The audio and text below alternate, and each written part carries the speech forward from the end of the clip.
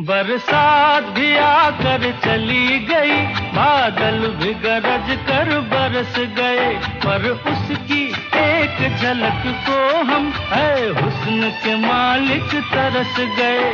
कब प्यास बुझेगी आंखों की, दिन रात ये दुखड़ा रहता है। मेरे सामने वाली खिड़की में एक चांद का टुकड़ा रहता है। अफसोस